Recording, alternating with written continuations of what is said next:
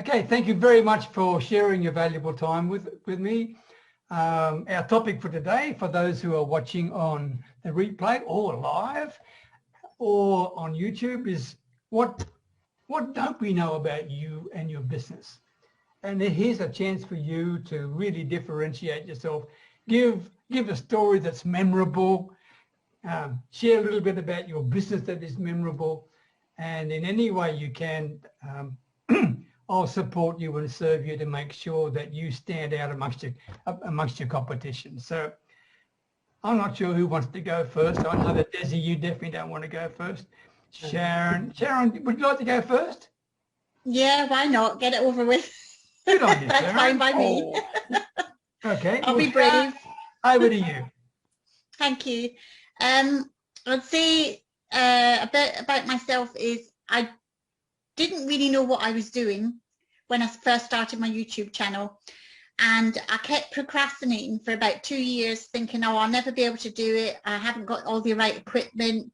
What am I going to say when I'm in front of the camera? How am I going to do it? And I didn't think I'd be good enough.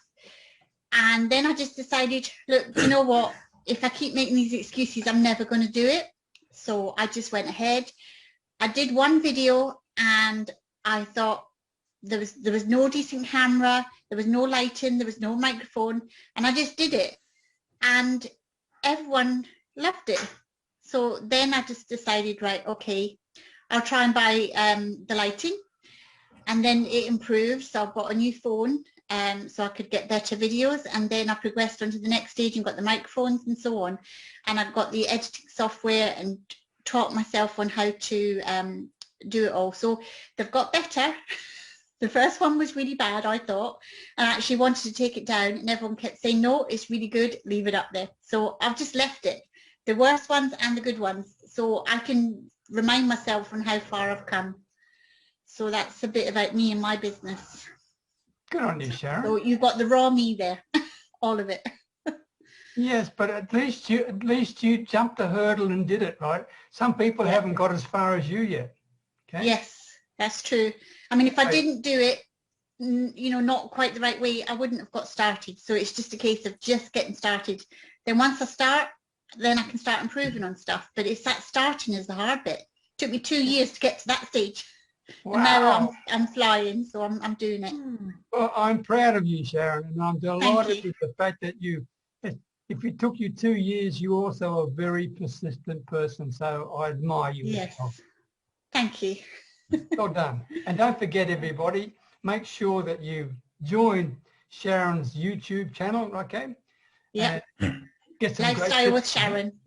Yeah. Can I ask a question, Peter and Sharon? Go ahead. Yes. Okay, go thanks. Ahead. Yeah. No, I was just wondering, Sharon, if you used any aids to help you with the channel. What I had in mind was, do you use vidIQ or anything like that? No, not heard of that. I've got no idea what that is. Okay, well, yeah, I'll tell you what it is. It's just some free training that is offered by this channel, and then you can upgrade to get additional training. But basically they give a lot of help to people who are developing YouTube channels. They're not the only people out there, but they do a lot free, and if you click on vidIQ on YouTube, you'll probably pick up any of it if it's of interest. I'm not suggesting it is. I'm not trying to push it. It's just that I came across them, and I found their stuff useful. That'd be great. Thanks very much. I'll have a look into that. Yeah, perfect. Yeah, cheers. Thank you. Yeah, I'm sorry. What is your channel again? What's the name of your channel, Sharon? It's Lifestyle with Sharon, and I put up cooking videos every Wednesday. I have to warn you, if you join the channel, fair warning, you will get very hungry watching her videos. You imagine how I feel when I'm editing it and I get really hungry and I have to go and have something to eat. I know. I watched 2 of them last week and it's like, oh my God, I'm hungry. What's your favorite type of cooking, Sharon? Oh, I love it all. I love, I suppose profiteroles was one of my favorite ones that I did. Baking the bread. And I like to be a bit creative. Like I made these onion rings and I put cheese inside them. So I loved experimenting and doing stuff like that. Something a bit different. Yeah. Cool. Good. You know, Sharon, I must tell you something. I'm experimenting right now with video marketing. And I've got about, I don't know, about 900 videos on YouTube. But I'm darned if I can work out the secret to YouTube. I do all this SEO. I did this vidIQ stuff, Alan, that. I get the keywords done, I do the description. And you know what? I'm lucky to get 50 people view. I'm delighted when I get 50 views, right? So I haven't got a clue. I mean, I share it a lot on different Facebook groups and Twitter. I do quite a lot on Twitter, and I find that helps get it out there, and a bit on LinkedIn. It's just a case of just keep bombarding people. Yeah. But it's, I mean, to me, I use it hard work. as a storage bin. Quite frank, I should use it for better than that. What's Sharon's last name? You only have your first name there. I don't know your last name. Fitzpatrick. Penny, you had your hand up? Yeah, I have a question for Sharon. So is it all types of cooking or healthy cooking that you do? Or do you A mixture. A mixture, because I believe myself that life shouldn't be just about having health all the time. You need to have a little bit of luxury and a little bit of bad stuff to balance. So true. So I offer everything. I was hoping you were going to say the profiteroles were healthy. I would love to lie to you, but I can't. Okay, thank you very much. Cheers, nicer. Okay, Lisa, nice to see you. I've actually put in a half apology for you because you've been zoomed out this week. So I'll make sure I'll put you on very soon because I know you're very tired. And Adeel, good to see you as well, my man. Thank you very much. Hey, thank you. Thank you for the invitation. Okay. Hey, everyone. So, Penny, are you having to go to work? Because if you do, I'll put you on right now. Not for a little bit. Oh, hang in there. Because if not, I'm going to go to Alan, because we haven't seen you for a long time, Alan. Okay. Oh, right. Take it away, Alan. I was hoping I'd get a bit more time to think of something. All right, well, leave it. I'll come back to you. We're very flexible here. We're very flexible. I can go then. I'll put the pressure on. Okay. Oh, no, Penny, go ahead. I'm going to put the pressure on Tom Petty because he's been cheeky with Sharon. So there you go. So, Tom. You're going to make me go. Well, first of all, I had to say that Carol and I match. We both have white coffee cups with our initials on them. So, cheers. Let's see. Yeah, I was sort of wrestling with what to say, but, and first of all, good morning, everybody. Yeah, a little bit about me is that about 10 years ago, my wife got very ill, and it looked like she had had a stroke, and that's what the doctor said, and she started getting better, and then, but, you know, she was pretty young. She was in her 40s, and then she had another one, and it was worse, and then she had another one, and it was worse. And then the doctors are like, well, we don't think it's strokes. We think it's multiple sclerosis. And then she had a really bad one and woke up paralyzed on the left side. And the doctors are like, well, we don't think it's MS. We think she has brain cancer. And, you know, it kept getting worse and worse. And I was, in the meantime, they couldn't figure out what was going on with her. And, you know, doctor visits all over the place. So I started doing a lot of online research and talking with the doctors, you know, could it be this, could it be that? And they started talking with me as equals and peers going, you know, are you a doctor? Do you know, how do you know all this stuff? And it's like, because I read a lot. And come to find out she had an autoimmune disease, which was attacking her brain. And it's a very rare autoimmune disease, but I have an autoimmune disease as well. It's called psoriasis, and that attacks my skin.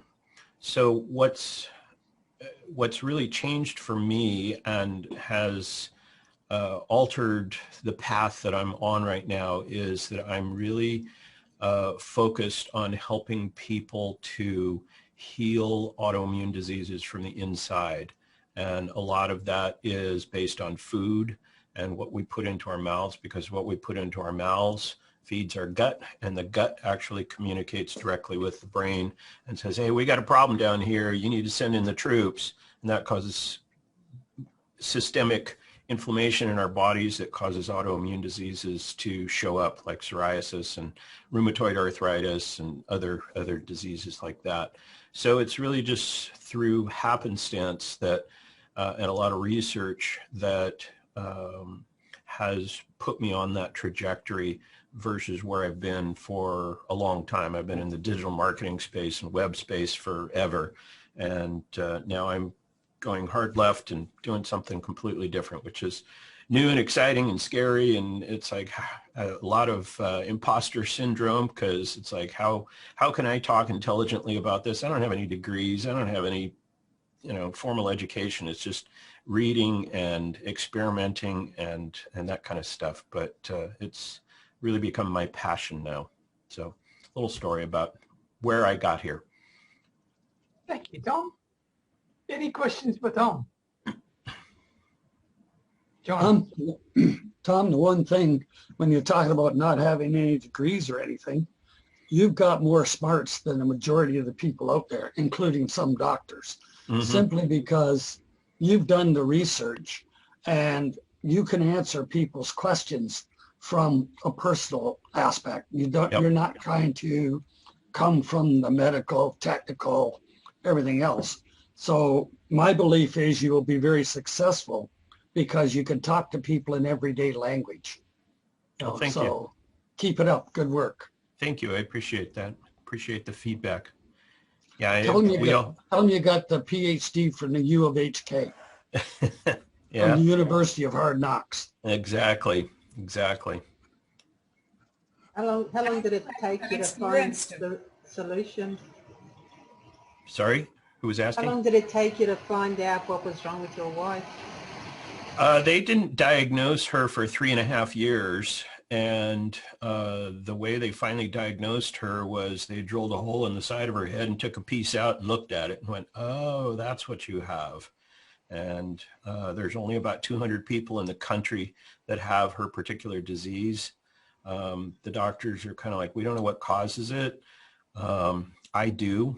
And I told them what I thought was causing it. It had to be environmental. It had to be what we were eating.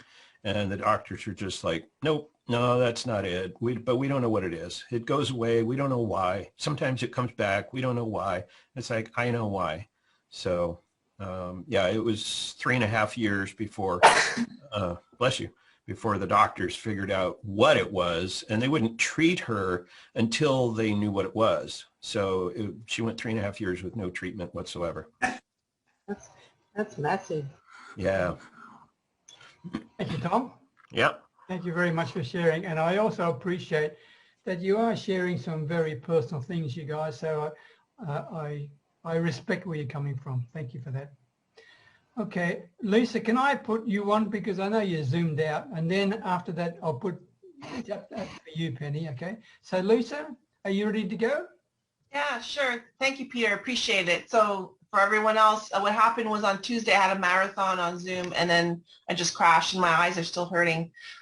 So I appreciate this, Peter. I can only stay on for a little bit at a time. So what don't people know about my company? Probably a lot, right? Because certainly people who know me and who share time with me know certain things, but a lot of other people who might be hearing me for the first time don't know. So I work in leadership, and I founded a company after 10 years as a sole proprietor right before Christmas called Light Your Leadership, Inc. And what's interesting is that I'm just as comfortable in the boardroom as on the construction site. And the reason for that is that my dad had a cement finishing company, a small business with 3 associates in a small town in Quebec, Canada.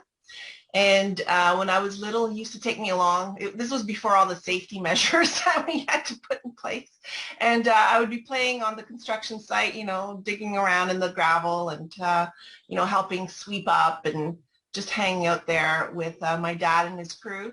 And it really gave me a lot of great insights into leadership. And so now what I decided to do after 10 years just doing, corporate work in organizations is that I'm going to create a niche for construction.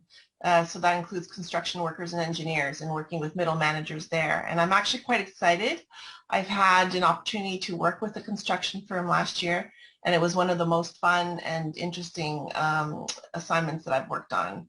I was really moved by the journey that the middle managers I was working with went through, from never having had a coach, never having had a workshop on leadership, and to 9 months later talking about how to be compassionate with your employees and how to engage them and inspire them. So I guess that's a little something that a lot of people don't know yet. Good stuff. Thank you, Lisa. And thank you for joining, because I know it's tough when you've been zoomed out. I appreciate you very much. Yeah. Any questions for Lisa? Okay.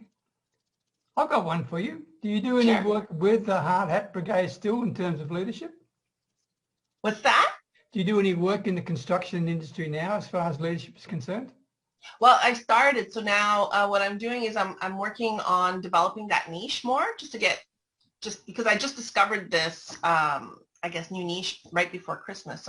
So right now I'm trying to do outreach in that area. So developing relationships, and what I really like is companies that have both construction workers, trades and skills, and engineers to work with that group. I have a particular insight because in addition to my dad, I also have a lot of family who are in the engineering field as well. So I have a connection there. Good. So, yeah. Anna. Yeah. Lisa. That's much a question. Oh. Go ahead, Anna. Thank you. Yeah. First of all, hello. Second of all, I still owe you a document. Trust me, I remembered. Second of all, in terms of construction business, I have had throughout the years several clients in construction, and one in East Roads, which is very, very specific, I guess, which I had to learn how to pronounce that word in English. So, but I noticed something, and I don't know if that's been something you noticed, but all of my clients in construction come from family businesses. So, for example, there may be even in second or third or fourth generation owning this company, running this company, and there's often siblings and cousins running. So I've noticed quite an interesting that in construction that I see predominantly a lot of that in terms of clients. So I don't know if that's something you noticed too, but it's an interesting nuance to add to the fact that it's a complicated business, right? So. Well, it is, and I guess it also depends on the size of the firm and who's involved, et cetera. But certainly, in our case, so my dad is Italian, was Italian immigrant, and the way that it worked is a lot of your workers were your sons and your nephews and friends, children, et cetera. So yeah, it very much started off that way. Now some of them really grew, and of course then there's the whole dynamic around will my son or daughter take over my business, or what do I do with it now? So I think a lot of, because if you look at the waves of immigration from countries like Italy, would have been after World War II. And so now, they have the next, the first and second generation of kids and grandkids.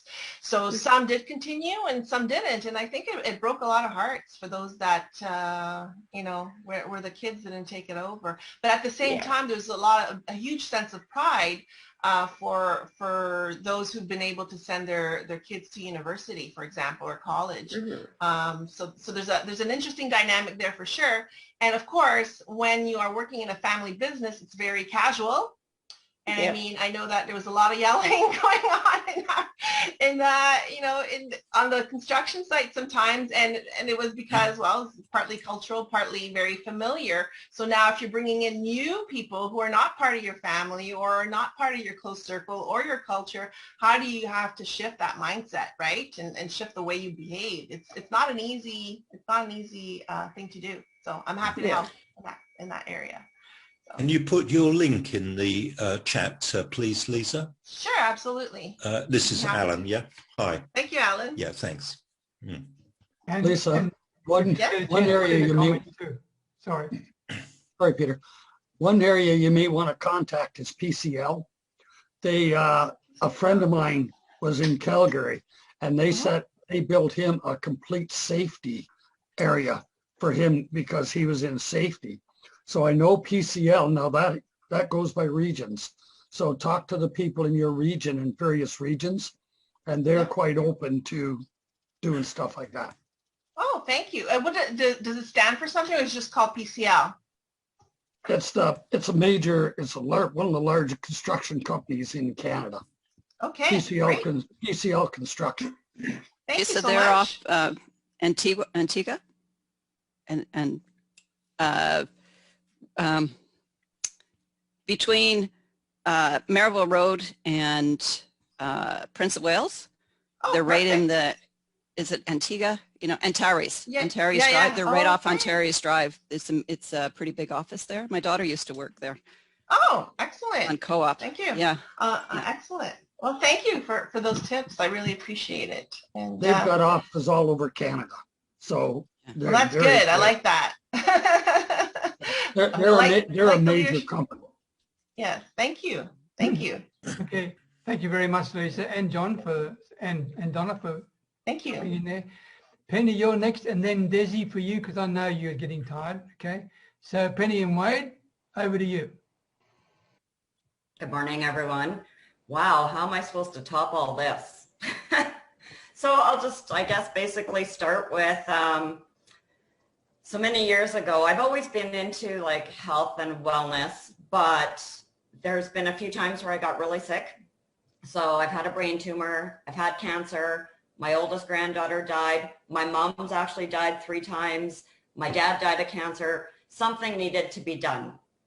So I personally, with my struggles and my family struggles, figured that people need to be educated more than anything, right? So doing some training, doing some research, talking with doctors, we realized that a lot, and now this is kind of going what Tom has to say, a lot of our health has to do with our gut, and it's how you feed your body. I can go into all the medical and technical names, but I won't. It'll just confuse you. And something that people don't know about me, and Peter's going to laugh at this, I am very, very, very shy. So it's kind of odd that I would get into any kind of MLM. And I was really skeptical about doing it. Could I do it? But on the same hand, my passion took over compared to my head.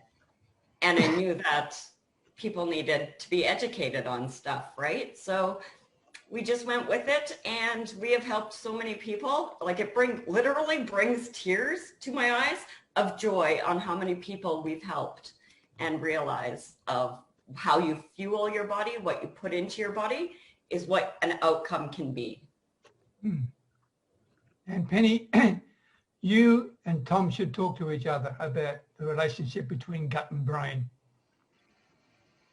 I think you've got an interesting opportunity there between you guys if you want to, all right? Anyway, I'll leave that to you. I actually tagged both of you in a post. I think it was on your post, Penny. Yeah, you did. Thank you. Yeah. Yeah, I saw that. Hey, Penny, this is Pat Dreyer. And you're absolutely right on the personal development side. As soon as you can take it out of your head and put it into your heart, it doesn't even feel like business anymore. It's a passion. Yep, 100%. And Penny, what you shared about your family was extraordinary. Goodness gracious. And you've been through the battles as well, for good name. Wow. For my age, yeah, it's been crazy. It's like, but I'm still here. And I look pretty good for having a 19-year-old granddaughter, I thought. Yeah, you don't even look like you have a granddaughter, let alone somebody who's 19. So yeah, I think we all need to get over that shock, really, because it's like as if I came over here and said, I have a 19-year-old granddaughter. Who would believe it? Good stuff. I'll take that as a compliment. Thank you. Yeah, take it, Penny. You deserve it. Well done. It is a compliment, yes. Yeah. It's an Eastern European type of compliment. I guess. I'm European. I was raised in Amsterdam for the most part of my life, so I get it. Yep, good. I'm glad. Good to see you too, Wade. You want to contribute something or let Penny do all the talking today? Well, I prefer to let Penny do all the talking, but I can share a little bit. Penny bugs me about it all the time. My nickname's kind of Eeyore. I have zero emotion, zero feeling, all that kind of stuff. And a few years ago, talking to people, I wasn't a people person whatsoever. So it's kind of surprising that a guy would get into network marketing. And it's basically for the same reasons that Penny did, just be able to help people change their lives, help just cope with autoimmune diseases and obesity and all that kind of stuff. It's definitely changed my mindset, and mindset's a huge thing when it comes to, just being real, being empathetic, being personal, all that kind of thing. And the obesity part is kind of my thing. I'm a fairly large guy, but in the past 4 or 5 years, I'm basically half the man I used to be. And by what I mean to that is my weight loss has been just about 50% of what I am now. That's kind of what I got to say. So Wade, what made you realize that though? I got fairly sick here a few years ago, and they never did figure it out, and they still haven't figured it out. But just by changing my diet and stuff like that, it kind of helped correct itself. But what made me realize that is the stepson, like Penny's son, he came to visit me in the hospital. He took a picture of me, and I seen the picture after I got out of the hospital. We're laying on a hospital bed. I was bigger than the hospital bed. Wow. And that's what really changed wow. my mindset and everything. And he almost died. They bagged him for 17 minutes. Really? Oh. Wow. Wow.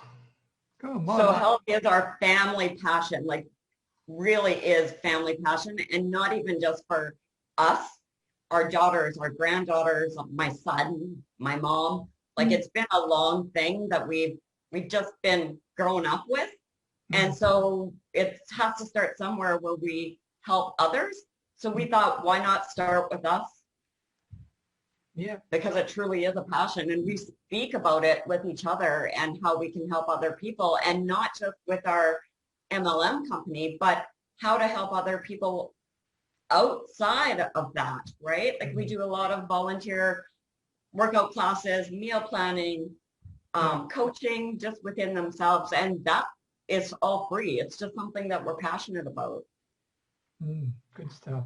I mean, as Pat said, if it's a passion, it doesn't feel like work anyway, right? You're just doing the right thing, which is good. And if you can make money doing the right thing, I mean, that's manana as far as I'm concerned. So thank you, Penny, and Wade, thank you very much. And thank you for sharing some of your personal life there. I mean, extraordinary. Thank you. All right, Desi Perez. Are you still awake? Hi, everyone. Okay. I've tried various online businesses probably over the last 10 years. Lost a lot of money, been scammed a bit, and I could never really sign up more than 3 people. So I just kept searching for the right business, and finally found one. And yesterday I had 700 in my team. So that's massive for me. And I've never liked being a leader. Now I have to be, whether I like it or not. I'm in the elite team. Yeah, so it's still unbelievable how far I've come. But yeah, it's the company's pretty awesome, because everyone makes money, whether they sign up anyone or not. There's no monthly fees, just one joining fee, and it's just been easy to share. And you've got 700 in your team, is that right? Yeah. Well, Desi, you've got to be a leader of some sort. I mean, goodness gracious, that's a lot of people. Well, they're not all, like, only 20 are my personals. But I've had all part of your downline, right? Yeah, I've had to help them bring their people in. And I've now got team members from Australia, New Zealand, Sweden, Nigeria, and South Africa and the US. So, can I ask you something? I mean, there are people here, part of the network marketing industry, and the people who are watching this, etc. What was one of the secrets you'd like to share about how you built your team?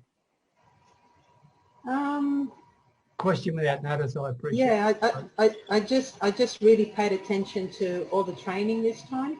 I followed the our team leaders training right to the T, like copycat everything he did. Yeah, helped all my team members, get them started, help them find their people. What else? Very long hours. Never worked so hard in my life, but because I could see it working, I just kept going. Yeah. And now people come to me when they see what I'm doing. They approach me. So yeah, even family members on Facebook. I've got kind of two groups. When I do my business posts, I kind of just post to my business-oriented people, but on the Facebook stories, because everyone sees them, I've even had a few family members approach me, which is huge, because they used to think, oh no, what's she up to now? What's she into now? They never really believed that I'd get anywhere. Desi, do you find Facebook stories valuable as far as your business is concerned? Yeah, definitely. Yeah? Yeah. I get more, I'll probably get more views on them than my Facebook posts. Good. Okay. Thank you, Desi. Thank you for joining. Thank you, Peter. Oh, my pleasure. Okay. I'm not sure who's next. Neha, are you there? Neha? No, I'll come back to you. Pat Dryer, the Arizona kid. Hi, I'm there. Yes. Oh, hang Go on. ahead, Neha. Okay. Yeah. Patrick, sorry. No worries. Okay. Righto, Neha, over to you. Hi. What do we know about you, Neha, and your business? Thank you, Peter. What don't you know about me? Okay, so I'm passionate about I'm going to hold it up so everybody can listen. I'm passionate about two things, public speaking and relationships. And the two of these are tied very closely for me because storytelling literally changed my life. And it actually brought the love of my life into my life. But my story goes back to my childhood and why telling my story became the most important thing for me. I grew up in a home where I didn't feel safe. Things were flying around, and sometimes it happened to be a magazine. Another day it used to be an alarm clock, and one time it happened to be a rusty pair of scissors that poked my sister. And I was 6 when I watched that. And it was absolute horror for me. And I carried this not feeling safe all my life. I tried to please the parent, and then this also affected my relationships where I'm pleasing other people, and I don't even know myself. I don't feel safe in any country or city I lived in, including Hong Kong, which is one of the safest cities in the world. And it was through the process of learning storytelling and the story coming out of me that I realized for the first time that I am now actually safe. Like the fact that I was living in Hong Kong didn't register until the story came out of me. And interestingly, this is about the time when Todd also came into my life. For me, having the safest relationship was the most important thing. And I left a marriage that I didn't belong in, and I built the best relationship with myself. And the foundation of both public speaking and finding a relationship is building that best relationship with yourself. And that comes from when you learn to love yourself deeply and completely. And I am at the moment, I'm writing a book on self-love. And I share my journey through that. And this is me. This is my story. Thank you, Peter. Awesome, Neha. And one of our regulars, Matali's actually got a book launch today. So I wish her good luck because it's been a pretty special effort for her. But thank you, Neha, for sharing. Yeah, I mean, Desi just said, beautiful. It's a beautiful story. And I appreciate you very much indeed. Thank you. Anyone's got a question for Neha?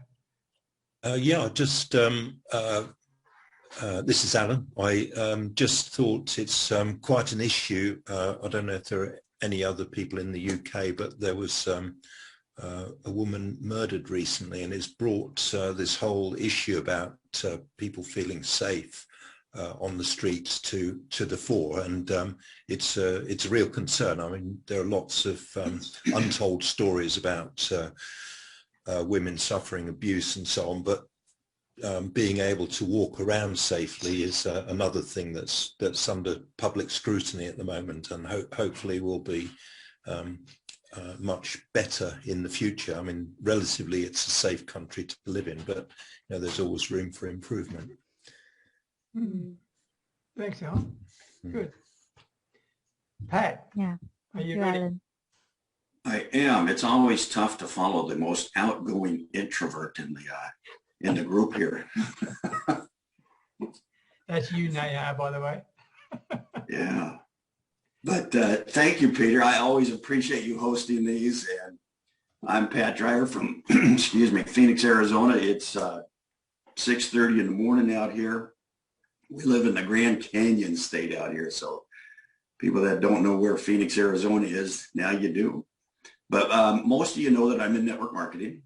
Some of you know the company I'm in is with My Daily Choice. I'd say what most people don't realize is that we're made up of 5 industry brands, and each of those is a $1 billion industry, not our company, but it's a $1 billion industry that we're competing in. And we started 7 years ago with nutritional sprays. Our most recognized brand is HempWorks, which is our CBD line. And then we've added 3 other brands after that. You're going to love this one, High Life Travel, of course, appropriately named after HempWorks. Mantra Essential Oils. And then we recently added what was called a CashX, which is our platform for crypto and Forex training and trading. And we wrap that in a comp plan and a system, and it makes it simple for anyone to join and prosper with us. Now, on a personal note, what you probably don't know about me is during the winter, I like to get away with my friends and dogs, and we go into the desert and we go bird hunting for quail. And it mostly turns into a long walk with a shotgun, which is fine with me. These quail are little tiny things anyway, so trying to eat them is like probably smaller than a Cornish game hen. So just getting out with the friends and dogs, and now my grandson, it makes it a lot of fun. So that's things that you probably don't know about Pat Dreyer and my business. Thank you, Pat. Any questions for Pat? Yeah, just mention I was on a call yesterday, Pat, and there was a company actually in Germany, I think, and they were also involved in CBD and HempWorks. I'm not sure if it's the same company as yours or not, but it's really quite something that appeals worldwide these days. We're actually quite big in the EU out there right now. Yeah, yeah. Okay. Thank you. Anyone else? Any other questions for Pat? Okay. Donna-Lea, are you ready? Yes, I'm ready. Actually, what I wanted to talk about today is sort of to touch quickly, you know, we're talking about Neha being an introvert. As a child, I was an extreme introvert. I'm still an introvert. when I started working, I was 20 years old. I was hired at Bell Canada, and I started as a clerk very quickly. 6 months into it, boss calls me into the office, says, I want you to become a sales rep. Now, there's two things in life, well, three. I'm an extreme introvert. Two things I never wanted to do was be a sales rep. You think of a vacuum cleaner salesman, and a secretary, right? So I didn't take typing, so that sort of removed that at the time. I'm aging myself. But anyway, he talked to me about it, and I said, I really don't want to do it. And he talked to me some more, and I said, I was afraid, right? For me, it was a simple answer, no. But I said, I'm going to think about it. Once he told me the salary, it was a massive change. It was about 50% more. But it was commission, so it was really uncertain. So, you're taking someone that barely said anything in the office because I was so introverted and, wanting me to get on the phone and sell. And so that was fine. I said, I'll think about it. And I went out of his office. I closed his door, and I went out of his office. And my boss, who happened to be over 6 feet tall, her name was Helen, and she had one of those booming voices, and she stood in the corner of the office with all of the telephone sales and all of the clerks that I was working with, and said to me, and by that point I pretty much decided I wasn't going to do it, but I thought I'd think about it. And she said, I hear you want to be a sales rep. So I opened my mouth to say, no, I was asked and I'm not interested. And booming voice, she said, you are too young, you don't have enough worldly experience, so you are going to fail. Nice way to start 6 months into my career. Anyway, I went home and thought, no one is going to tell me what not to do. I went back the next day. I said yes. Apparently, I was very good at it. I was always number one, number two. Won trips to Hawaii and Nassau, Hawaii twice, which was, for someone that had never traveled, it was quite, but anyway, all this to say is that I learned a lesson that I needed to do what I was afraid of. It intrigued me, right? And I knew how well these people lived, with the commission and stuff. But fast forward to when I had the opportunity to go into premise sales, which is actually going out and seeing people. So I was only the third woman that had been hired. One of them was in her 50s, who was now one of the managers. The other one was in her late 30s, and I was about 25, 26. And I said yes because I needed to do what I was afraid of. So that worked out really well. So that started my career trajectory, really, because I said yes, the sales became business development. For me, it wasn't about selling an ad, it was the Yellow Pages. It was about finding out and understanding what people's businesses were, not what that existing advertising said, because my counterparts were all in their late 50s, early 60s. So we're talking at least a 30-year difference. Mm.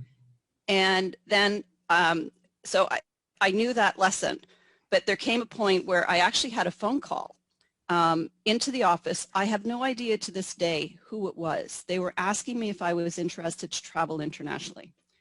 Now, being stupid, I feel it was stupid. I said no. I had a lot of good excuses as to why. I never took down the phone number. I never, and when I got home that night, I thought, what did I just do? I could be somewhere in the Caribbean. I could be halfway around the world. What did I just do? So that became a lesson that I started telling my kids. And, when I mentor and I coach, it's the same thing. You need to do what you're afraid of if you're interested in it. If not, of course, you don't. And what that has done over my career, I started at Yellow Pages. I went into automobile body repairing, from there into university. Now I'm consulting. I've worked with people that have started online training for education, tutoring, radio pharmaceutical, SEO, strategic relationships, public partnerships, recycling, environmental, leadership from retail. We did a consulting project for someone that had a potential medical solution to pancreatic cancer. This morning I'm meeting someone that has 10 different companies that they always run with 10.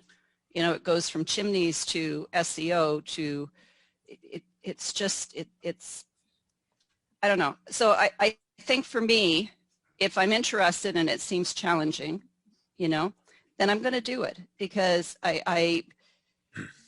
even to the point where I had someone that wanted me to do some work for him. It's a dental company, multi-million-dollar dental company, and he wanted me to do some sort. It was a specialized organizational review, and you know, he's got to call me back. But I said to him, I have no clue. You know, I have no idea. I've never done one. However, you know, I would love to do it because the organizational part of it I can get help with. But the review and, you know, the people skills and that strategic relationship management and moving forward, I can do. So I called one of my partners and I said, if you're interested, this should be coming down the pipeline. Would you be interested? So he has that other, you know, he has that other, and the gentleman, when I talked to him, and he said, I respect the fact that you are telling me you don't know, but you have so much experience that I don't have. And I know that this will work out. So I think you know, what I've learned is that you do need to step into something. You know, the past 2 years, when I started being a consultant in September 2019, has been about stepping into that fear and saying yes. You do a lot of research and you prepare. And interesting fact, I'm still an introvert, but now instead of being on the extreme side at like the 0, you know, I'm sort of in the middle. So I think that's been a really good lesson for me, and I've taught my children to do the same thing. Donna, excellent. Do what you're afraid of, okay? Mm-hmm. Yeah, great lesson indeed. You know, it reminds me when I first went from corporate life into the area that you don't like doing, Donna, into sales, right? They said to me, you can have a salary plus commission. I think that's what the option was. And I said, what's the proportion?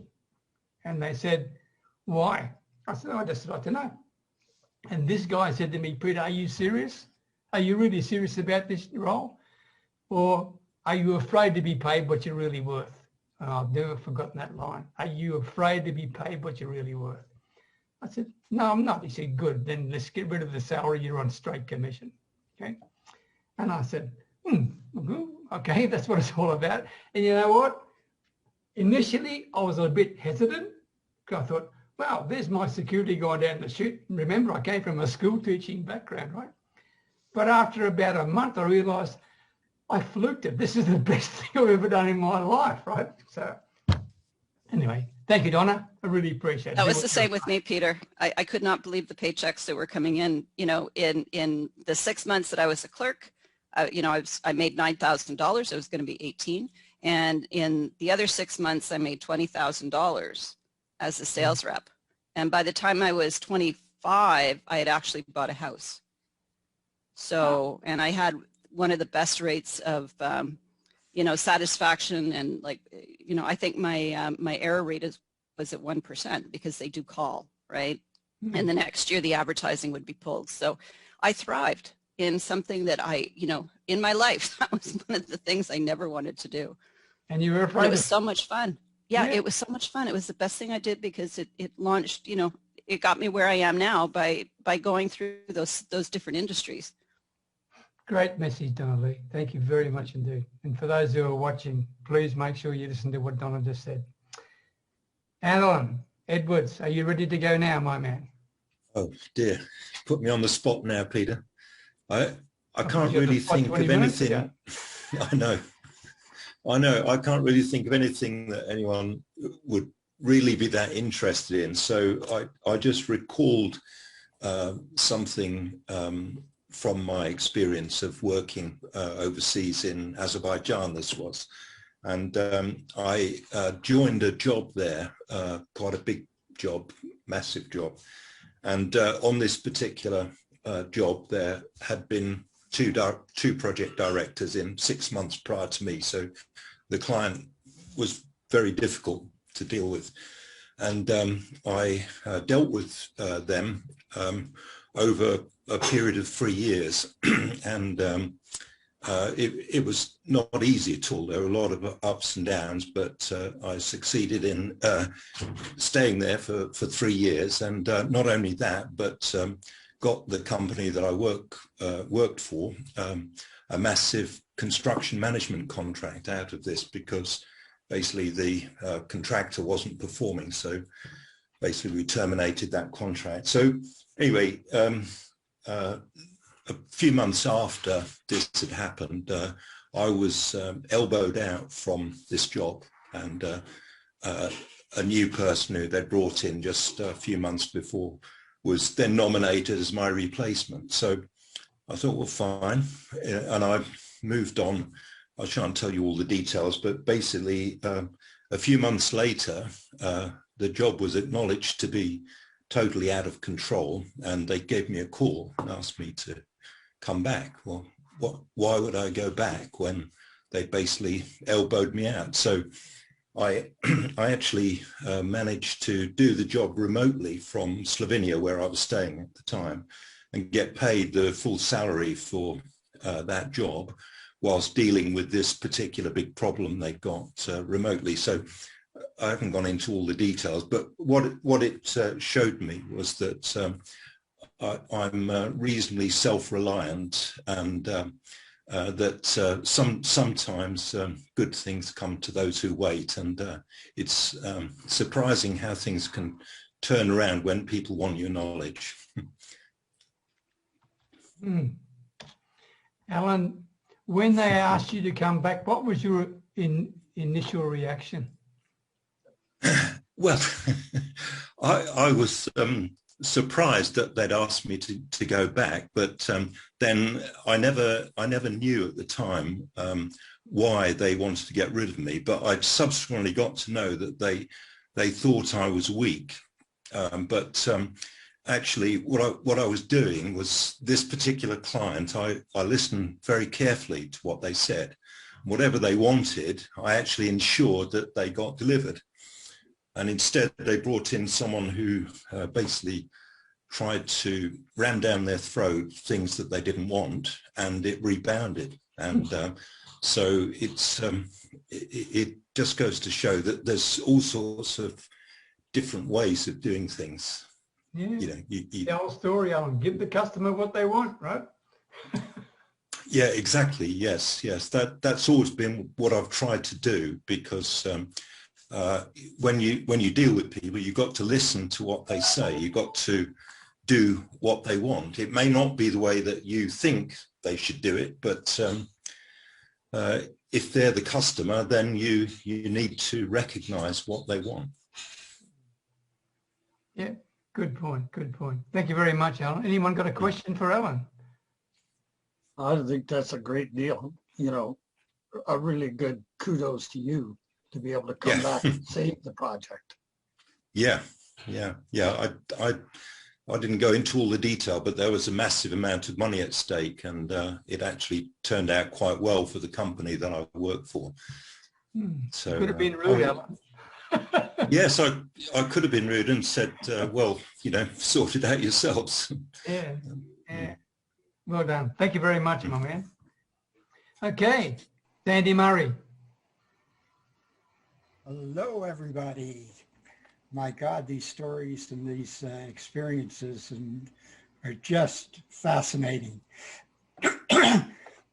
But what I wanted to share with you today, oh, my voice is gone. Give me a minute here, sorry. Yeah, I wanted to share with you, on a personal level, is that I was a foster child. There was 14 in my family, but I never lived with any of them. And on the other hand, I had 7 foster mothers. So, and I was in the orphanage. And so I've got lots of stories like that. Other things you don't know about me is that I do digital art. Just lately, I just set up a new site where I'm selling my art online, which I haven't done, by the way, at all. And I guess the other thing is, you don't know that I do wood carving as well. And but the kind of wood carving I do is just a hammer and a chisel. And if I'm at somebody's cottage and they've got a piece of firewood there, I will knock out a piece of artwork for them. And those cottages around Ontario, you'll find those pieces of artwork on their decks. Maybe some of them appreciate it in their homes. My daughter has one on her front step. The yacht club that I'm into sailing as well. The yacht club had one, which was a huge log that came out of Lake Ontario. And I carved a tiki piece of wood carving that lasted for quite a number of years there. But anyway, those are a few things with regard to me on a personal level. On a business level is what I really like doing is helping people make their first dollar online. And I'm sure you've heard that before, but because I'm retired, I have time to do this. And I do spend a lot of time coaching people. But right now what I'm doing is I'm actually doing what I call an audit on one of my systems that I use to help people start their online business. And what I mean by that is I've gone back to square one. I've gone through the video training that's offered. I've begun to do Facebook Lives and sharing the value from those lessons to make sure that my clients and other people find out exactly how much value was there and also how much they missed. So that's what I'm up to right now, and I'm having a great time. And I reinitiated my autoresponder and my landing pages and just went right back to square one. And to me I'm already seeing results from it. So anyway, I'm having a great time. Everything's good, no complaints. So that's about it for me. Thank you, Sandy. Any questions for Sandy? Just admiring the figure on the boat there, Sandy, behind you.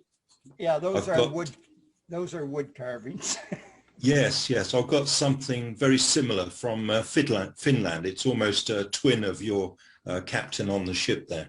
Yeah, well, I'm that boat is the Blue Nose. I'm from Nova Scotia, so right. And the painting in the back is one of my paintings. So anyway, there's lots of things very that I'm nice. up to and having a good time. Sandy, your wood carving, very quick story. Many years ago in school teaching, when I first started teaching, I mean, I was an economics graduate, but in those days, teachers in Australia had to teach outside your subject area, whether you liked it or not, right? So I had to teach woodwork and metalwork. Oh. And I'm not like you, Sandy. I am useless when it comes to using my hands, right?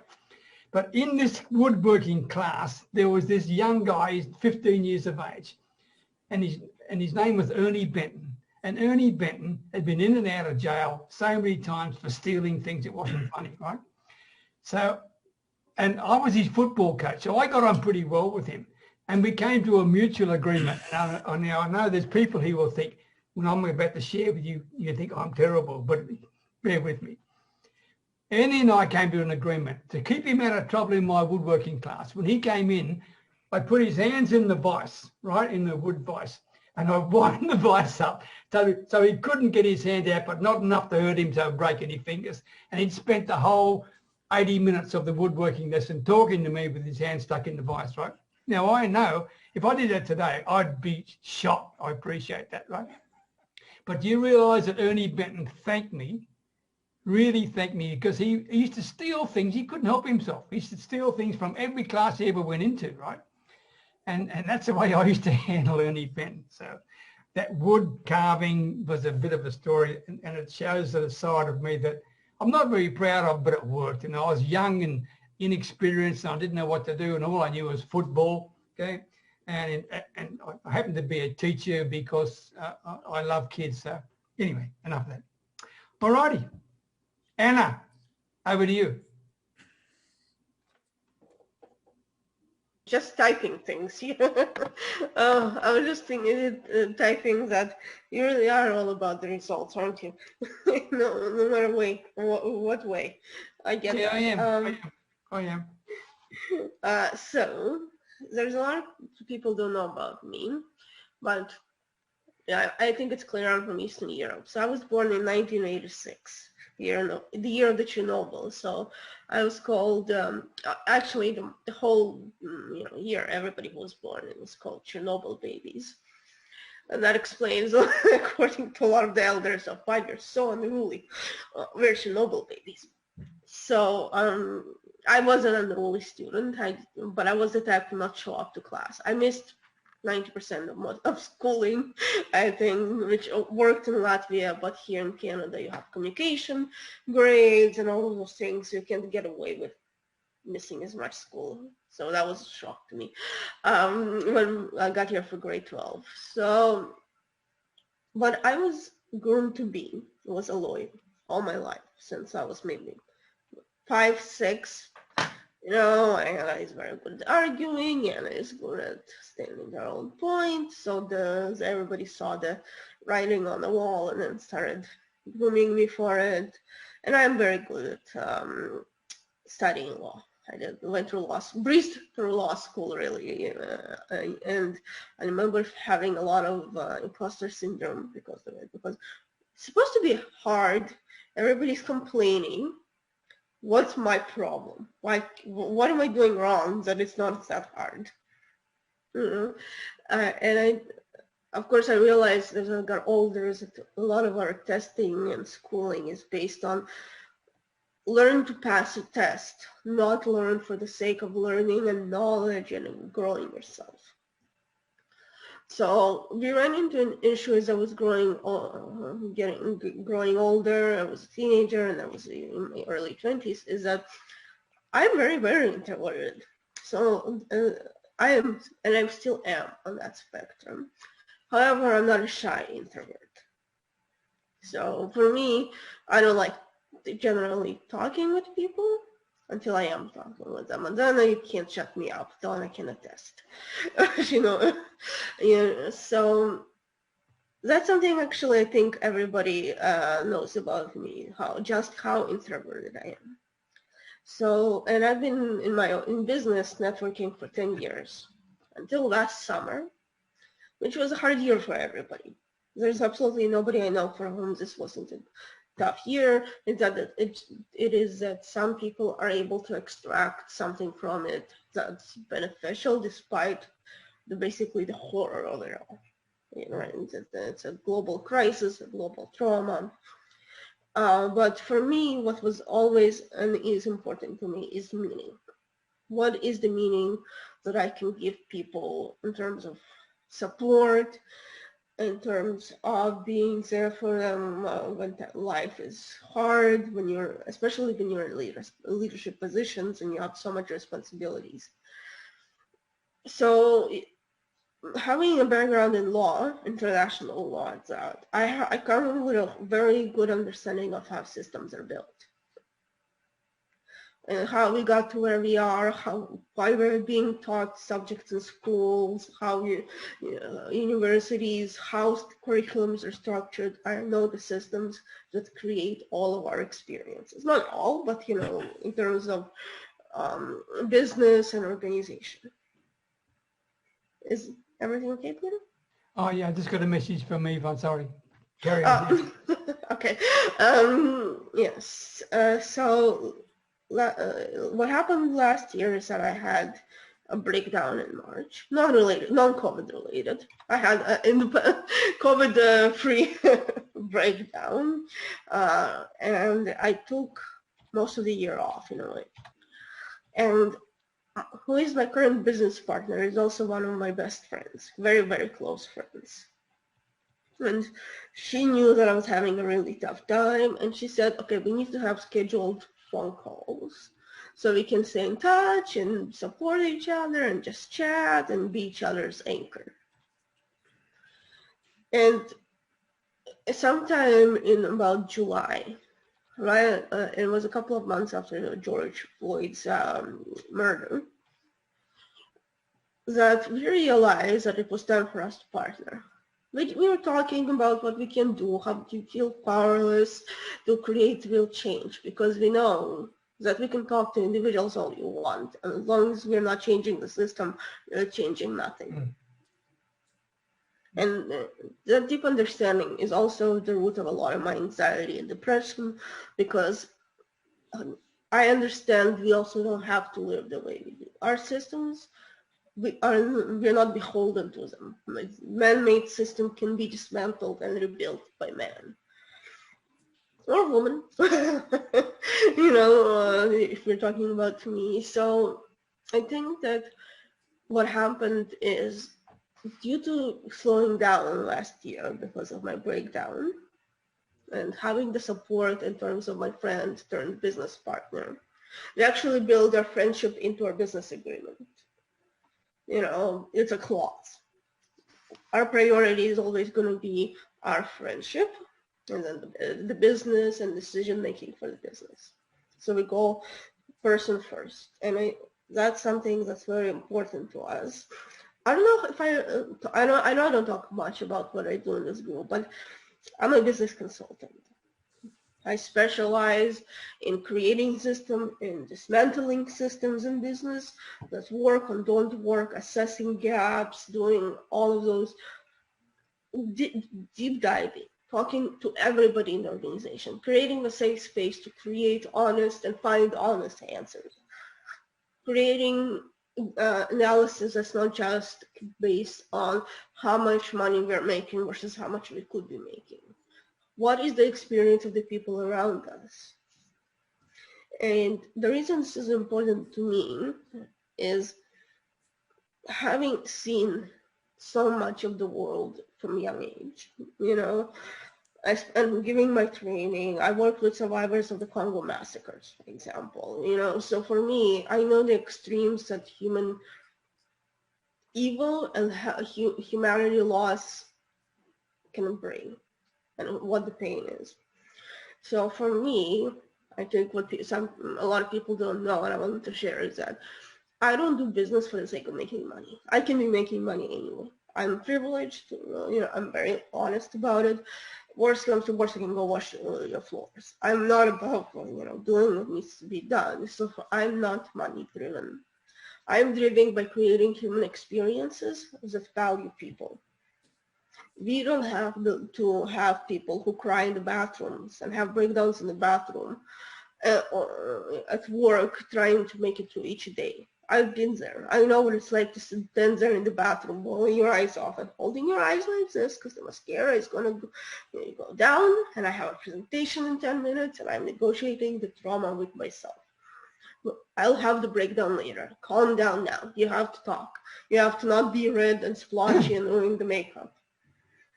You know, so because of my background, and I have grew up and I've seen a lot of trauma. I've been to war zones, you know, I've been to the hot zones. Not everything, but and not every one, of course, but I've been through enough to see we don't have to live the way we are. It's important for me to work with organizations that see that. There are no exceptions. All organizations have issues, human issues. Financials are just an example of the human issues. It's a reflection. It's never that the finances are reflecting the human. It's the humans and the lack of humanity that's reflecting the lack of growth. So I don't know how much of a straightforward story it is, but I thought I'll share a little bit of my background in a story versus one story, because I have a lot of stories. But I tell you here about my story, how I was on a school bus in Israel, stuck in the middle of the road, and Gaza was there with shooting. So I can tell you that another time. But I have now 4 zone stories to fill up the meeting, if it has to be. So yeah, that's my story, and that is also important to know. Introverted, not shy. Very important to know about me. Okay, thank you, Anna. Building a friendship into a relationship, business relationship, and into a business partnership. Okay. Yep. That's a pretty special move. No doubt about that. Thank you very much for sharing. Yvonne, I know you have to go. You want 60 seconds? Sure. Okay, let's see. Well, I'll share about my business. Many of you know this, but some don't. And it's the fact that at the age of, well, first of all, I'm Jamaican, for those of you who don't recognize the accent. I've lived in the United States for over 30 years, but I maintain my accent. And I also want to just zero in on one particular area of my life where I made a significant change. And that was at the age of 52. While working in corporate America, I made a decision to leave. There was quite a bit of ageism, racial prejudice, and what have you going on. The funny thing that it wasn't directed to me yet. Perhaps that's why I made the decision to leave 6 months earlier than I planned to, because I didn't want it to happen to me. But I saw it happening to other people, to other women, the other two women, and it really tore my heart. I didn't even want to go into work. So at the age of 52, I walked away from corporate America. I started my own business, formed a corporation, and it was to take my passion, which was all about customer service, the customer, and I became more certified as a customer service professional and as a subcontractor, providing inbound customer service one-time resolution for some major Fortune 500 companies. However, after 2 years, it was enough. Number one, the constant talking was affecting my voice. And the second thing is that while I got great reviews all along, they were always complaining that I spent too much time with the customer. So I recognized I had taken corporate America home with me, except that instead of driving 17 miles, I just had to walk a few doors down to a room in my house, which was my office. So I dissolved that corporation and I wondered what was I going to do. And I happened to be in direct sales at the same time. Even while I was in corporate America, I was a skincare consultant, image consultant. So I thought I would take that online. Well, things didn't work out that way. And I was kind of lost for a while until I connected with a mentor. This was at the end of 2008, and I connected with a mentor in 2009 who guided me. But my passion for customer service continued. And I can remember searching, not just this one mentor, but other mentors, coaches, paying them large sums of money to try to figure out how I could package my knowledge, my love, my passion for customer service. And nobody could help me because nobody was doing it. And I can remember my very first Facebook page. It's still there, social media and customer service. And the mentor, when I told her, I gave it a title, she said, oh, those are two different things.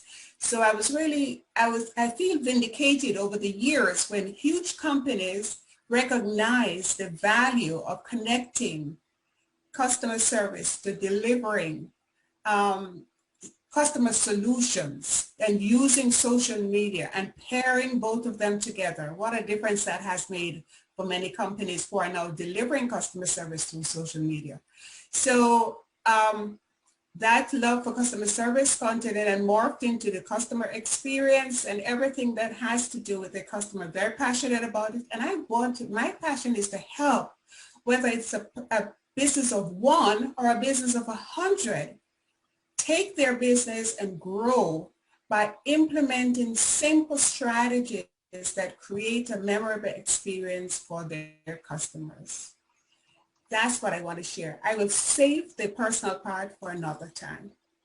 Thank you, Peter. I do have to run because I have an appointment in 5 minutes. I appreciate So thank you, everyone. I'm sorry I can't listen to, I think there are about 3 people left. I will hear your story on YouTube. Bye now. Okay. Thank you, Peter. Thank you very much. Queen of customer experiences. Okay. Thank you. Anna, by the way, let me just get back to you. You said you were born in 1986. Is that correct? That was the year I started the life insurance business. So you really made me think how old I am. Oh, yeah, I'm going to be 35 next week. Oh, God, I can't remember 35. That's 40 years ago. Anyway, thank you, Anna. Thank you very much indeed. John, I'm sorry to have held you so long because I know, where are you? Oh, I've lost him. I was worried about his eyes. Maybe he's gone. Okay, well, look, if that's the case. Adeel, are you there, my man? Yeah, I'm here. Thank you for your patience. No worries. These are so amazing stories, and I am really glad that I'm here and I get to listen to all these. Well, something about me that not many know. I mean, the way you see me now, and this shows my transformation or my interest in the health. The way you see me now, I am 40 pounds lighter now, or you can say 16 kgs, which I lost 3 years ago over the period of 6 to 8 months.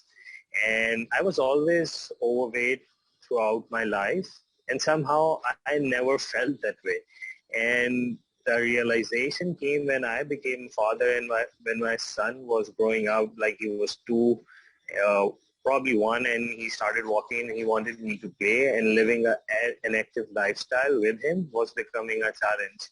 So that made me actually work on it.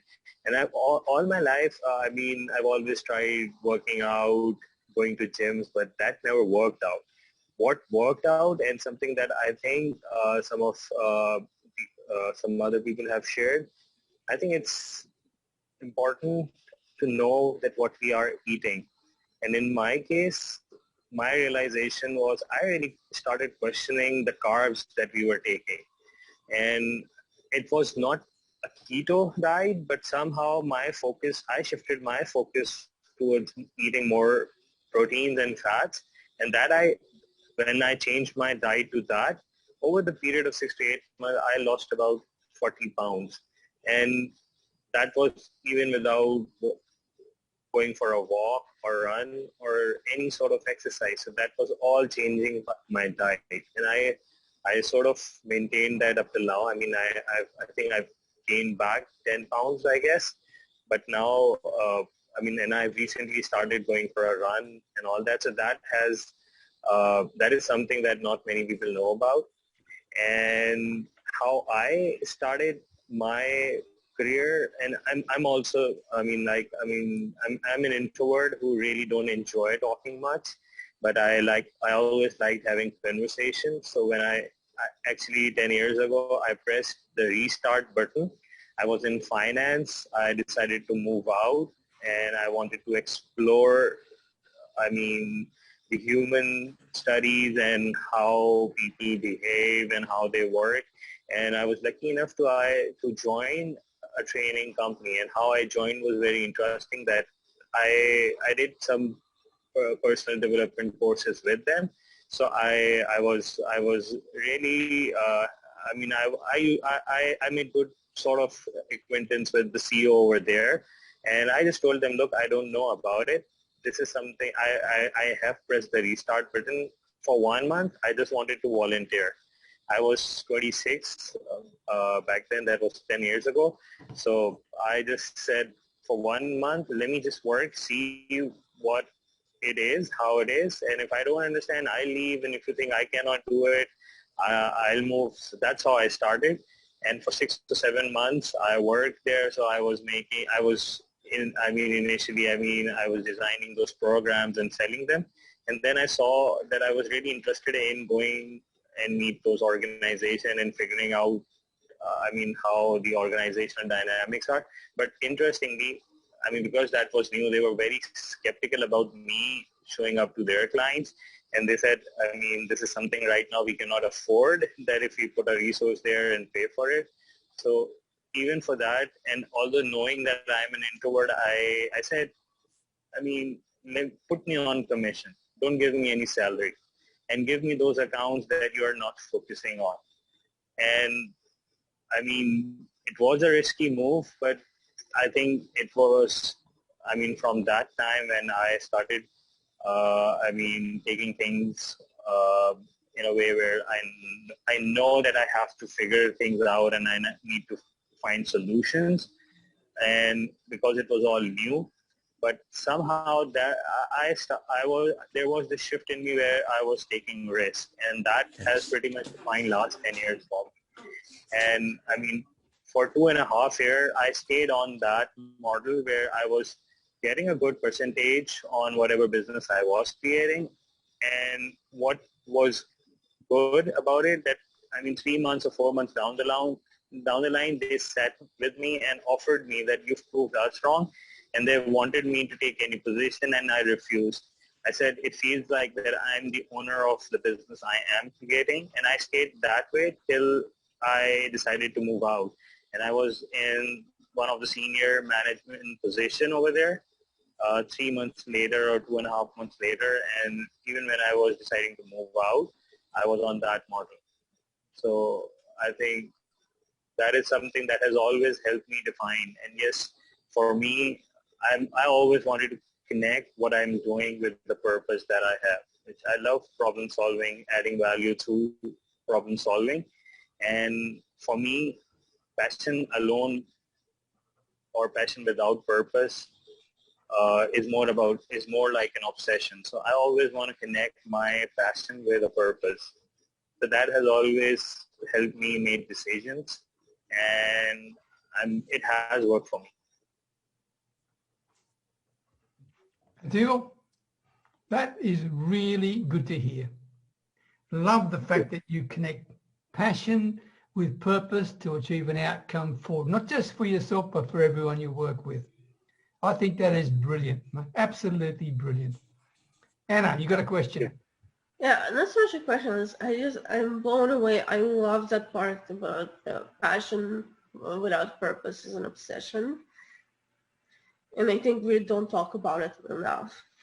In business, a lot of coaches are trying to push that passion. And I think it's exactly what you say. It turns into obsession, which turns into burnout. That's very eloquently said. Just wanted to. Thanks. Thanks, Anna. Well done, Adeel. Any questions for Adeel? When you hit the restart button, that's the terminology you used, Adeel. When you hit the restart button, what thoughts went through your head at that point? Because, I mean, you were taking a huge risk, right? You said you went on commission-only basis, so it was high risk. You're dealing with accounts that were basically not going anywhere. So what was going through your head at that point in time? Yeah, first, the restart button was, even before joining that training and consulting firm. So, I think that moment was kind of that defining moment where, life seemed more like, I was like in a place where I don't see stuff happening for me, and having that belief that if I just jump in, there is a light at the end of the tunnel, and it's all about figuring that out and finding that solution. So pressing that restart button was like, I'm not enjoying where I am right now. So why not if I change that? Because if I don't change anything, I'll be the same, even 3 years ago, or 3 years later, or 2 years later. So I thought, why not just do something different for the next 2 or 3 years and see how it goes. And somehow it was more about instinctive, and at the same time knowing that I have some purpose behind it, that keeps me going. So even when I decided that I no longer want to just make phone calls, I used to enjoy that, but I was more into problem solving, and I wanted to do that. I know if for sure few more months, if I was on that position where I'm just making call, I will get frustrated. And people who I was working for, they'll get frustrated from my performance. So I wanted to take that in my hand and wanted to make that decision. So that's, it was risky, but I knew that if I try to play safe, I thought even worse would happen. So, why not take the chance? And this has, I've left my corporate job and I was earning 6-figure, and I was in a position when even the directors, they wanted me to explore different roles, but I said, I think I've had enough of my time there.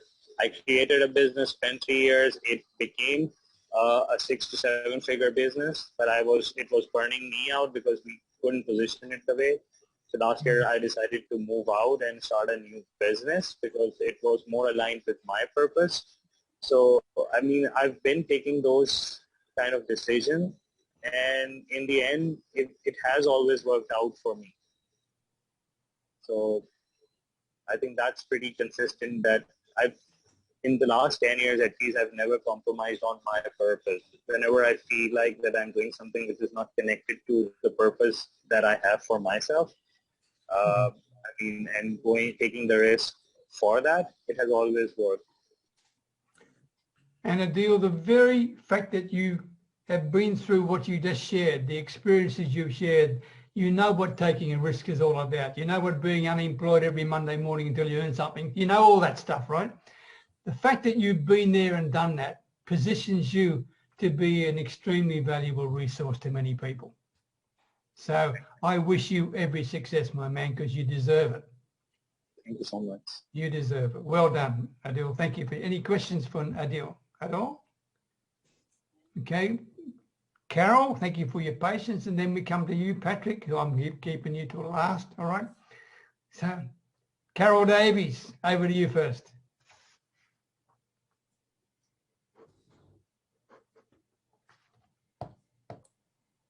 Sorry, I had to unmute myself and I couldn't find the button. So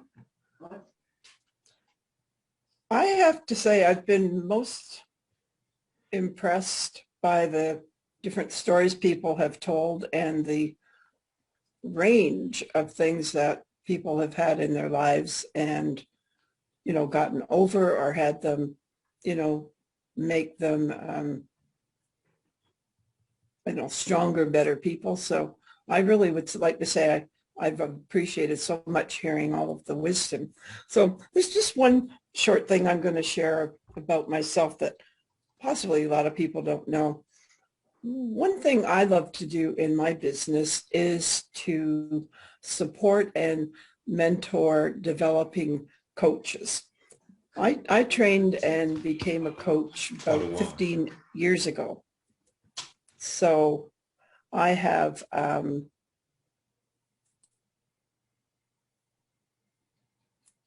just turned my sound up. I find that when I was first starting out as a coach, I had different people contact me in practice groups and that, and we would have practice sessions together. And they were very valuable. And then somehow I got connected with a network of coaches where people would offer their services to mentor some coaches for, let's say, a month or so, just to practice and almost like not supervision, but, you know, just going back and forth and explaining what they thought was good in, because it would be like in a group of 3. And I did that for the beginning. And now what I do is I look out for opportunities sometimes in Facebook groups or other things where I see new coaches and they seem to be struggling, and I contact them and just, you know, for a listening ear if they have questions. And that has brought so much value to me. I've always liked to be of service. And for me, that is so important because we need coaches so much more in the coming times. And I've seen some really shy and people who didn't believe in themselves, just, I don't know, and not just because of me, but because they started getting better at things, or sometimes we would find other sources for them, you know, to take more education in that. And that is the thing that keeps me going, is just helping other coaches. And Carol, you're good at it. Stop being, I mean, you really are good at what you do. So you do it with a passion, like, a bit like Adeel, right? You're both very passionate about what you do. In fact, everyone here is passionate about what they do, and I think that's one of the reasons I love talking to you all. So thank you, Carol. I really appreciate what you shared. Patrick, Kern, are you ready?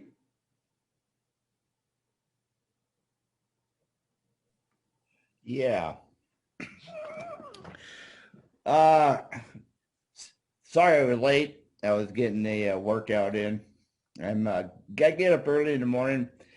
I guess that's one of the passions I like doing, getting my early workout in. Then I'll take off and go for, I'm up to almost 25 miles a day now on my bike. It's great. Loving it. So many, like Carl said, there's so much wisdom here through everybody. And everybody here is a coach. No matter what you do, we're all coaches, I guess. To a certain extent. Yeah, we're all coaches. Things that you don't know about me. That's we can really dig deep if we want. I'm going to go back in time. A lot of, I know none of you know about this.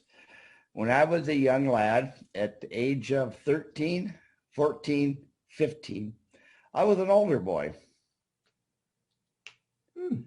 I was an altar boy and I enjoyed it. But Father O'Brien told me one day, Patrick, I don't want you to be an altar boy no more. I said, why is that? He said, you're getting into the wine too much. I went, fair enough, fair enough. Yeah, well, you know, and excuse me. So that was one of the things. And I got, excuse me. I'm in the same kind of business as Mr. Dryer. And I do a lot of Facebook Lives. And now and then I'll do an Instagram Live. You know, tell them stories about you know, the Navy days, the towboating days.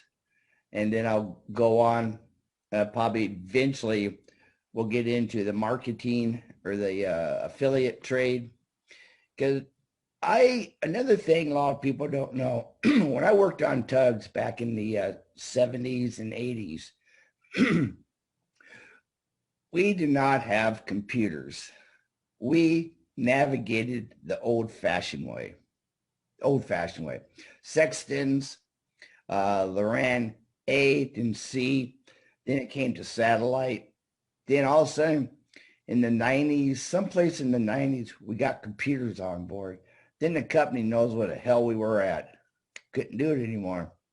Then the GPSs got on board. Then everybody knew who we were, which way we were going, and what we were doing. So the technology from when I first started was this ancient. But celestial navigation is still there, always will be there, and it's fun to do. It's a lot of fun to do. And it took me a lot of time to get my moon. The moon is the hardest one to shoot because it moves so fast. The sun's easy. Sun's a piece of cake. It gets there at noon, you know where it's going to be because you got all these different books and everything. And coming into, when I got retired off the tugs when I was 62, I didn't know what to do. And I got a letter in the mail. Hey, join this company. Just got a computer.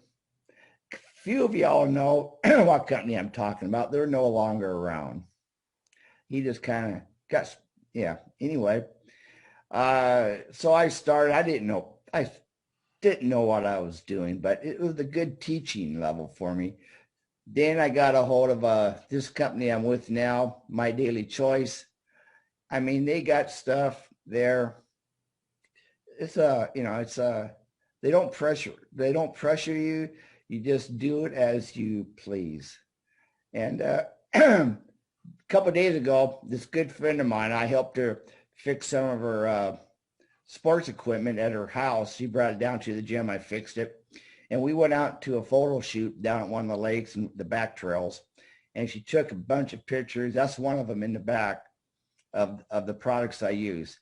And now I'm taking those products, those pictures, and I'm putting them in different little short videos that I got a hold of.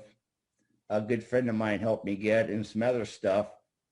And I do it that way. I like to take videos. I like doing pictures. I think that's, to me, that's the way I promote myself and let people know who I am. Just being an honest person and just enjoying what I love to do. So anyway, any of you guys here, so at 9:30 Pacific time, I usually go live. Check it out. Thank you, Patrick. Thank you very much indeed. Appreciate that. And thank you for hanging in there. And just one thing, back to you, Alan. You haven't been around with us for a while, and I just want to share something that others may not be aware of with as far as you're concerned. You know, you didn't know I'm going to say this, so I beg forgiveness in advance, right? I hope you're not going to embarrass me, Peter. Right on. No, I'm going to promote you. Oh, right. That's all right then. Alan is one of those rare beasts who knows what it's all about when it comes to commercial property investment. And this is a straight out promotion to this guy. If you are aware of anybody who's especially living within the UK area, because that's where you specialise, right? If you know anyone within that area who's looking for a commercial property investment, that's like anywhere else in the world. Commercial property's got its ups and downs, and there's a whole lot of research required, and you can make mistakes and burn your bum and all that stuff, right? But Alan has a situation where he can offer property investors in the UK a well-researched, almost not so much risk-free, but completely a portfolio where people can enter into an opportunity with as much detail as possible. Would that be correct in saying that, Alan? Yeah, that's right. I mean, it is de-risked because of the process that I and the guys I work with go through. Basically, there are a lot of opportunities in the UK property market at the moment to make money, and there are a lot of pitfalls as well. There's a lot of things that would not be profitable if you did them, and there is a lot of money around because there are a lot of wealthy people. But I work with site finders and another group who help me to develop property, and basically the system we've got is pretty foolproof. So yeah, And would it be fair to I say wouldn't that, have it any other way. Sorry, Alan. Would it be fair to say that you spend a lot of time doing a lot of research to save people doing exactly the same thing? Is that right? Yeah, that's true. I just, since last Friday, I summarized what I've done over the last 9 months, which is about 100 different sites. It's actually more than that. But anyway, there's 100 identified sites, and a lot of them have been discarded because there's not sufficient profit margin. But the ones that are left, I'm just in the process today of doing a short list of things that are going to go forward. So yeah, that's okay. So I hope you didn't mind me doing that, but you didn't venture into your business side, and I just thought I'd come back. No. And what I came to the conclusion, Peter, was that I had a number of discussions with people recently about getting my message across and doing it in the right way, and showing the benefits of what I can do, and with a view to getting more customers. Well, the thing is that I don't actually need to get more customers because I can do this sort of development myself anyway. So it's not as though I need to go out there and tell people, well, I can get you so many % return on your investment, because all I need to do is just do the development, and I don't actually need customers to do it. There's finance available in the UK from various sources, and so it's yeah. I'm not really the person who wants to impose what I want to do on other people. So I suppose what I've come to realize is I'm fairly self-reliant. So maybe that's why I'm not so comfortable with projecting what I do too much. You know, I admire the people who can do that, but you know, I'm just not that sort of person. Yeah, that's fine. And I just wanted to not put you on a spot, but make people aware about the opportunities that you have, because you didn't do that, that's all. So thanks very much, Peter. It's very nice of you, and it's good to see the people on the call who I've seen before. It's a really great group. Well, I mean, there's a lot of diversity here, no doubt about that. Anyway, we've been going for 1 hour and 47 minutes, everybody. Thank you for your patience. Thank you for joining me as always. I appreciate you all. Okay, Desi, delighted you're still here. I'm still here. And Alan, you can come to Australia and sell my gym anytime. Great. Right. Whereabouts in Australia are you, as a matter of interest? Brisbane. Brisbane, right? Yeah. No, I've got contacts in Australia. So, is that seriously what you want to do? Yeah, eventually when I get enough clients. Right. Yeah, it's hard work, gyms. Yeah. You should talk to each other. I wish you luck with it, building it up. Thanks. Okay, thank you, everybody. Have a really good week ahead and have a lovely weekend. See you next Friday. Bye, everybody. Take care. Cheers. Bye.